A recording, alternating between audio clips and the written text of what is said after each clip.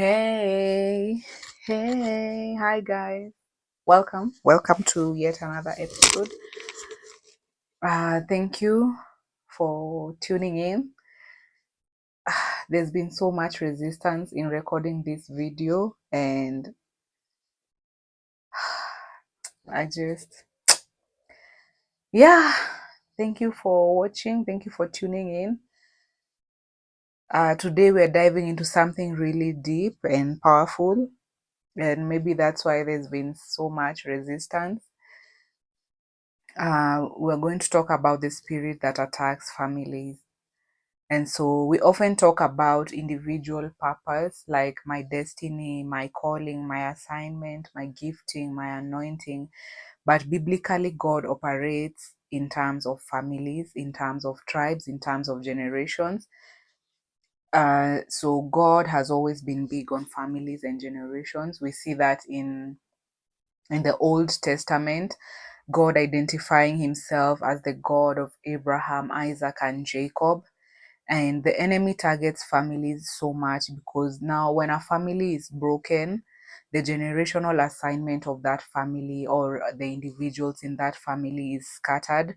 The identity of everyone in the bloodline is weakened, and the destinies are delayed or aborted. Like, every family has their purpose, every family as a whole has their assignment as a family. You find that specific families are gifted in different areas.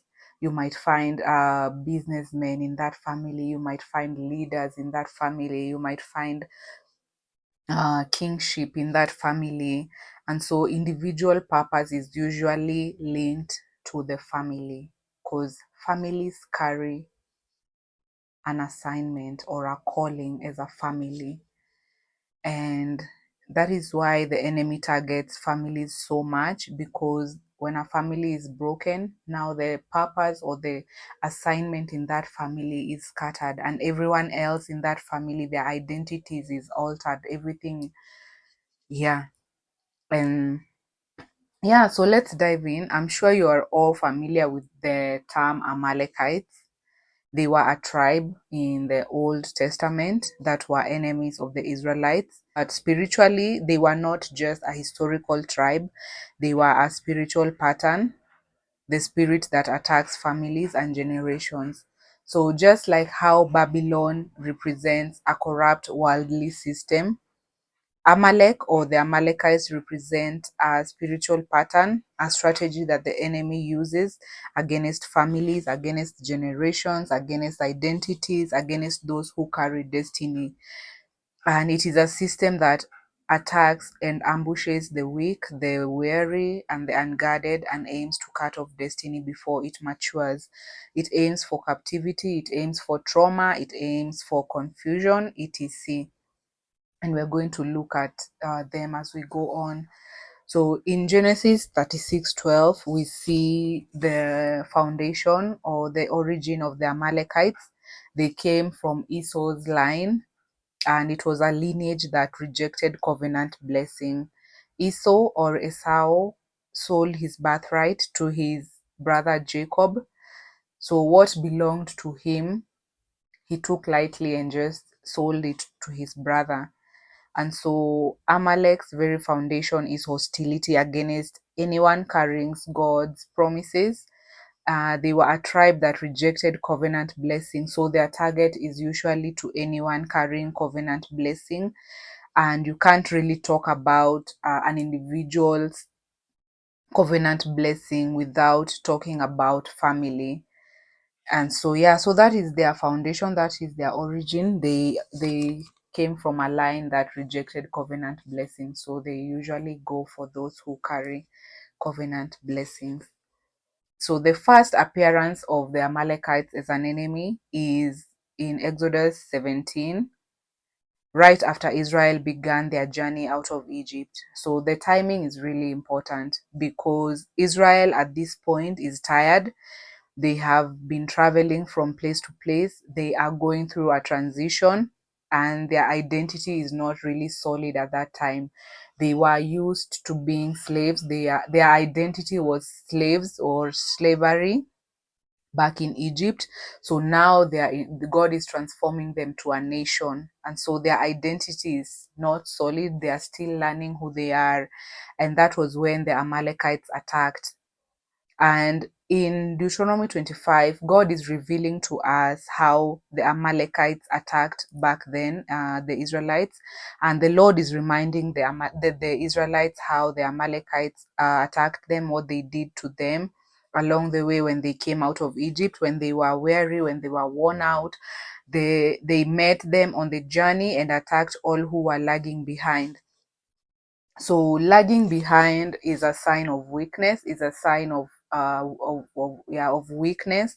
So they attacked vulnerability. They looked for the most vulnerable people and attacked them. They did not go to the front attacking Joshua, Moses, and Caleb. They attacked from behind, those who are lagging behind, those who are really tired, those who are, I'm sure those were the ones who are complaining a lot, who felt like this journey has been too much. So yeah, they attacked the most vulnerable people. And that is the spirit of the Amalek even today. It attacks individually. It attacks you when you are tired, when you are discouraged, when you are at your lowest point. That is when it attacks. Have you ever noticed how when you're having a bad day, like apparently everything just goes wrong? When you're going, like when you're having a bad day, when you're having a low moment, everything just happens, like for some no- for some like for no reason at all. Like things just go bad, like everything just goes haywire. That is not coincidental. It is an Amalek spirit attacking you. And it also attacks when you're transitioning into something new, when you're about to get a job opportunity or a marriage proposal or walking into something new. It attacks you then so that it can break you, so that when you enter into that season, into that new thing, it won't be the same, or you might even miss it. So that is the strategy that uh, the Amalek spirit used then and still is using now. And with back to Exodus 16, the Lord is saying that He will have war with Amalek from generation to generation, and this is to show us that Amalek is not a one-time enemy. It is a generational pattern that must be confronted intentionally, and that is why in 1 Samuel 15, God is telling King Saul, to completely destroy the Amalekites. And it was not out of cruelty, but because this enemy always returned. And so King Saul literally lost his kingship because of that disobedience. So he compromised and kept the king alive and kept some of their, like the animals, and they call them plunder. So out of that compromise, the Amalekite spirit survived and later attacked David in chapter 30. So let us go to 1 Samuel 30, where we see the Amalekites attacking again. And this time they attacked the town where David lived. It's called Ziklag. And they stole their families, they took their children, they took everything, they burnt the entire town. And they came at a time when David and the men were not were not around, when they were away. So they attacked what they loved the most. The men loved their women, the men loved their children. Like they had gone to protect they were away protecting their families, but the enemy came that time. And so this is what the spirit does even today. Sometimes it goes after everyone else you love. Like when you're carrying an anointing, the spirit will attack everyone else that you love so that it can bring you down and distract you. And also notice that the enemy stole and took captive the women and the children. He did not kill, because the Amalekite spirit prefers captivity over destruction, because captivity is something that can be transferred from generation to generation. And so this is what the spirit does even today. It goes after families, taking them captive, taking them, having a mindset of captivity, having, carrying things that shows captivity. It goes after destinies, it goes after inheritances, it goes after the next generations, and it aims for captivity. And also, you see that the enemy burnt the entire city, the entire town. Fire usually represents trauma, so it goes after traumatizing the family, because once trauma happens in a family, things mostly are not the same anymore. There's something that happens within an individual after going through trauma that it usually isn't the same anymore. And also notice the timing when the Amalekites attacked. David and his men had just faced rejection from the Philistines. David wanted to join the Philistines in war, but the commanders of the Philistines rejected him. So obviously, David wasn't in a good headspace. He had just faced rejection. Again, the strategy that was used in Exodus 17, when they were going, like when they were weary, when they were tired, when they were, the ones who were lagging behind are the ones who were attacked. So David is going through, has just faced rejection, and then he comes home and finds that the entire city has been burnt. The people they love have been taken away. So also, David was just about to step into kingship, because in the next chapter, chapter 31, we see King Saul dying, and now David has to take up the throne. So the enemy attacked right before elevation. The enemy tried to break him down. And so later in history, we see the Amalekites showing up again in the book of Esther through Haman, a descendant of the same Amalekite king Saul spared. And once again, the attack is the same, because the king had issued a decree for all the Jews to be annihilated, to be destroyed. So the attack was to destroy the future by wiping out all of God's people, to cut off covenant line, to break destiny, to cut off the covenant blessing from being transferred to the next generation. But God raised Esther as the Davidic voice in her generation, and through fasting, through intercession, through divine strategy and boldness, the cycle was broken. And so when we talk about Amalek today, we're talking about a spiritual pattern that attacks families, that delays destiny connections, that frustrates generational blessings, that wears you down emotionally, that isolates you spiritually, and fights the hardest right before breakthrough. And so when God begins to raise people like you and me, it means he's dealing with the Amalek in a generation.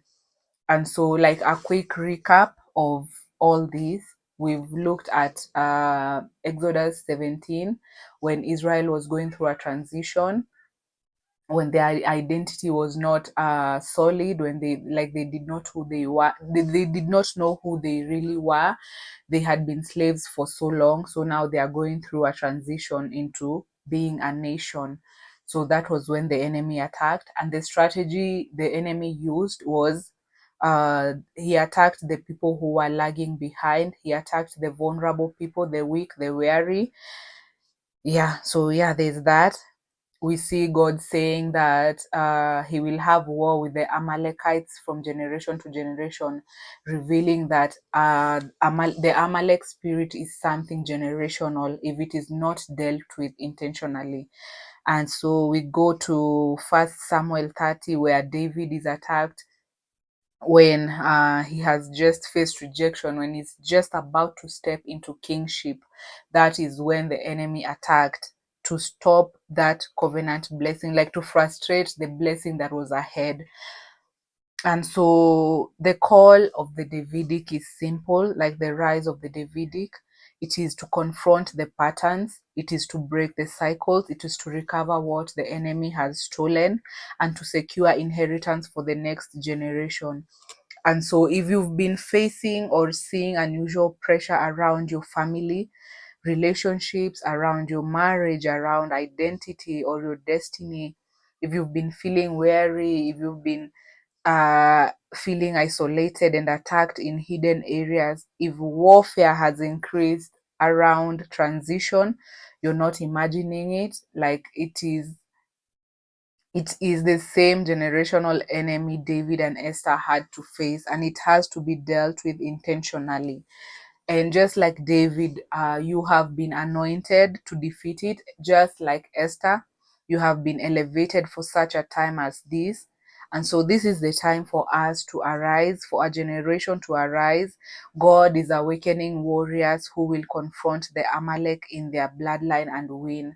So, let us hold hands, let us come together as a generation and go to war for our destinies, for our identities, for our families, for restoration of what the enemy has taken from our families, from us. Let us arise and hold hands in intercession, in praying, in worship, and go to war for the sake of our families. So, yeah, thank you guys for tuning in. Thank you for staying in.